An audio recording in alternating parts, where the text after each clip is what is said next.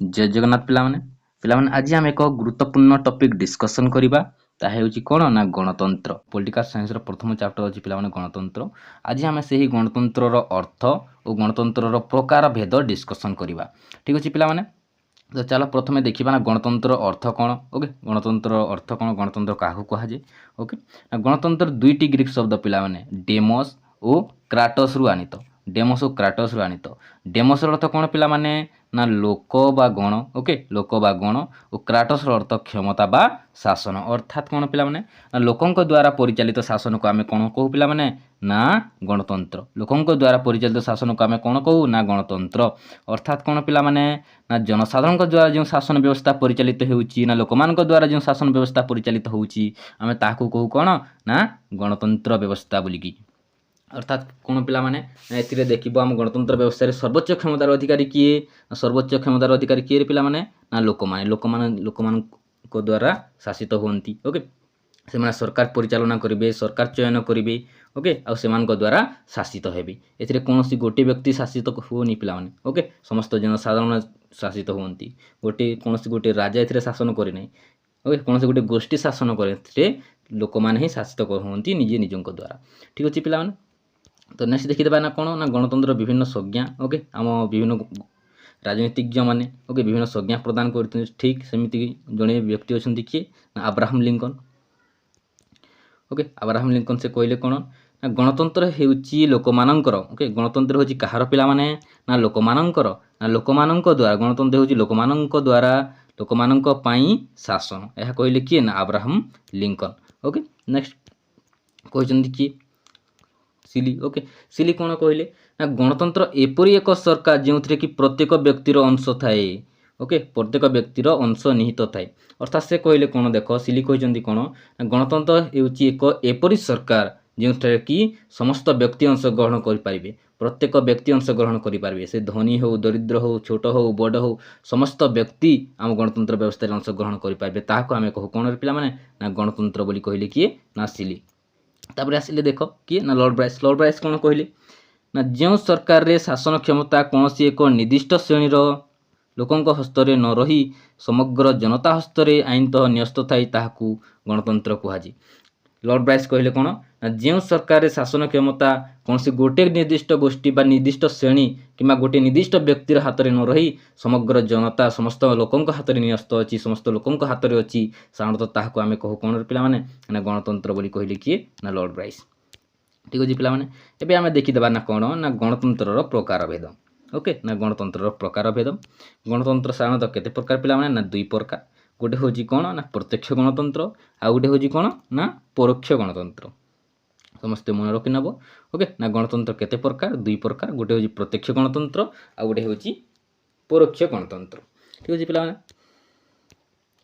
तो हम प्रथमे देखिबा ना कोन प्रत्यक्ष गणतंत्र। प्रत्यक्ष गणतंत्र काहे कहा जे पिला माने ना जो गणतांत्रिक व्यवस्था रे नागरिक माने सीधा सलक बा प्रत्यक्ष भाव रे अंश ग्रहण करंती ताहाको आमे कहू कोन पिला माने ना प्रत्यक्ष गणतंत्र। अर्थात कोन जो गणतांत्रिक व्यवस्था रे नागरिक माने सीधा सलक बा प्रत्यक्ष भाव रे आईन प्रणयन पई अंश ग्रहण करंती, सरकार परिचालना पई अंश ग्रहण करंती, साधारणतः ताहाको कहू आमे कोन पिला माने ना प्रत्यक्ष गणतंत्र। देखला ना प्रत्यक्ष गणतंत्र कोन हुए ना सरकार चयन करिवा पई नागरिक माने कोन ना डायरेक्ट भोट देथांती। जेपर कि आमे एग्जांपल हिसाब रे जदि देखिबा आमे सरपंच जे चयन करूछु आमे किपरि रे ना डायरेक्ट हिसाब रे आमे सरपंच को भोट दे चयन करूछु। ठीक सेमिति आम प्रत्यक्ष गणतंत्र व्यवस्था रे ना कोन हुए जदि आमे कोनोसी सरकार चयन करा जाउची तो सरकार परिचालना करा जाउची, सरकार चयन करा जाउची, सेतरे कोन हेबा पिला माने ना नागरिक माने जनसाधारण माने कोन करिवे ना सरकार को डायरेक्ट भोट दे चयन करिवे। किंतु परोक्ष गणतंत्र कोन हुए तार अपोजिट हुए। कोन हुए ना नागरिक माने गोटे फास्ट कोन करिबारे ना गोटे प्रतिनिधि को चयन करिवे, से प्रतिनिधि कोन करिवो ना सरकार चयन करिवो। किंतु प्रत्यक्ष गणतंत्र सेमिति हुएनी, नागरिक माने डायरेक्ट सरकार चयन करिथांती। ओके, ताकू को आमे कोन ना प्रत्यक्ष गणतंत्र बोली।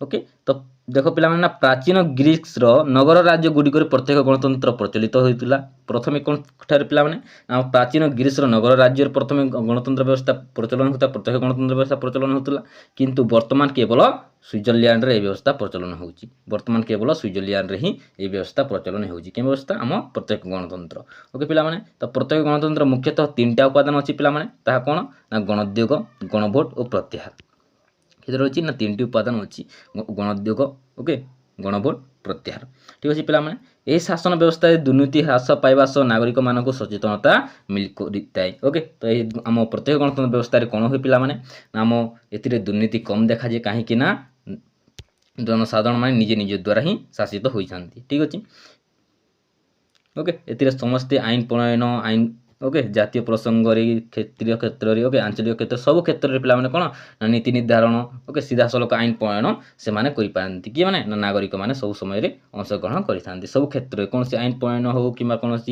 जातीय प्रसंग हो समस्त क्षेत्र में जनसाधारण मन ही अंशग्रहण करिथांती सीधा सलख भाव में ओके प्रत्यक्ष भाव में ओके पे अन्य एक नाम अच्छी कौन पे विशुद्ध गणतंत्र यह विशुद्ध गणतंत्र कहुए कहीं विशुद्ध गणतंत्र कहुए ना ए कौन दुर्नीति देखा जाए ना ठीक अच्छे पे आसला कौन पे दुई देख परोक्ष गणतंत्र प्रतिनिधिमूलक गणतंत्र परोक्ष गणतंत्र अन्य नाम हूँ कौन ना प्रतिनिधिमूलक गणतंत्र ओके परोक्ष गणतंत्र अन्य नाम कौन ना प्रतिनिधिमूलक गणतंत्र तो परोक्ष गणतंत्र कौन पे जो गणतांत्रिक शासन व्यवस्था नागरिक माने सीधा सलख शासन कार्य अंशग्रहण नक निर्वाचित प्रतिनिधि मान जरिया शासन कार्य परिचालना करती ताहाकू परोक्ष गणतंत्र कहुए देख पे आम परोक्ष गणतंत्र कौन हुए ओके परोक्ष गणतंत्र कौन हुए ना आम कौन कर फास्ट कौन करवा ना गोटे प्रतिनिधि को चयन करवा ओके से प्रतिनिधि मान जरिया आम शासित होगा साधारणतः कहू आम कौन पे ना परोक्ष गणतंत्र बोली किंतु प्रत्येक गणतंत्र कौन होता ना आम डायरेक्ट सरकार को चयन करूँ ओके डायरेक्ट भोट दे आम सरकार के चयन करूँ किंतु प्रतिनिधिमूलक गणतंत्र आम कौन हुए प्रतिनिधिमूलक गणतंत्र कौन हुए पे ना आम डायरेक्ट भोट न दो सरकार को सरकार चयन न करूँ फास्ट कौन चयन करवा आम प्रतिनिधि को चयन करवा से प्रतिनिधि चयन कर ना सरकार को ओके ताहा कहुँ कौन ना परोक्ष गणतंत्र ओके ताहा कहुँ परोक्ष गणतंत्र बोली ओके आधुनिक राष्ट्र जनसंख्या और भौगोलिक आकार वृद्धि हेतु परोक्ष गणतंत्र प्रचलित देख पे प्रत्यक्ष गणतंत्र छोट छोट राज्य प्रযোज्य थिला किंतु परोक्ष गणतंत्र कौन ना अधिकांश जनसंख्या ओके जनबहुल राष्ट्र भौगोलिक अवस्थिति को देखी आम परोक्ष गणतंत्र वर्तमान सब राज्य सब राष्ट्र प्रचलन होउची ओके बहुत राष्ट्र तुम ए कौन ना परोक्ष गणतंत्र व्यवस्था प्रचलन होउची ओके पे तो देखा नेक्स्ट कौन अच्छी ना परोक्ष गणतंत्र लोक मान निजर प्रतिनिधि मानक निर्वाचित करती एवं से जरिया सरकार गठन करती देख पे कही कौन ना परोक्ष गणतंत्र व्यवस्था कौन फास्ट आम प्रतिनिधि चयन करवा और से जरिया कौन हम ना सरकार चयन कर किंतु प्रत्यक्ष गणतंत्र कौन होता ना डायरेक्ट आम सरकार चयन करूली ठीक अच्छे तापर देख